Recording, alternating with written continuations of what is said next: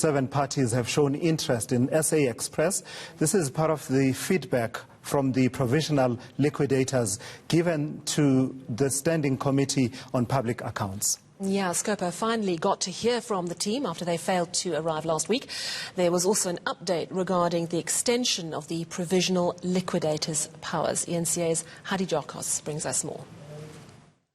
Scopa says it wants answers from public enterprises. It wants to know what caused SA Express to fall into its current state.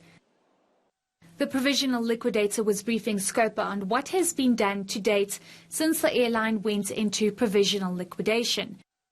But MPs wanted to know why boards and executives at the airline have not been held accountable or called to answer for years of wrongdoing. It doesn't help now to be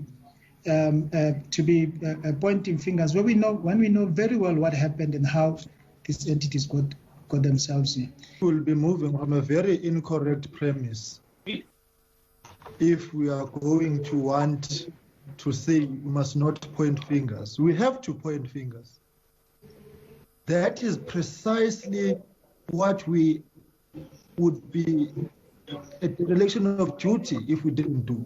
Because pointing fingers should lead us in the direction of who was responsible.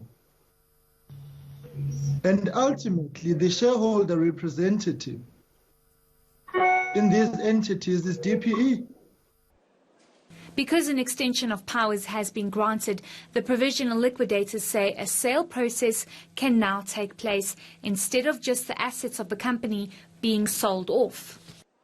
If you look at the extension of our powers, in which we were just waiting for the court order, it details our powers, details that we will be pursuing what is deemed to be a Section 417, 418 inquiry, where then we will be investigating all of these affairs or transgressions that would have happened prior to the business rescue and prior, of course, to the provisional liquidation.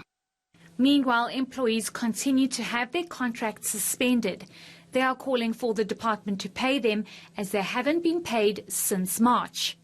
HEIDI GIOKOS, Johannesburg.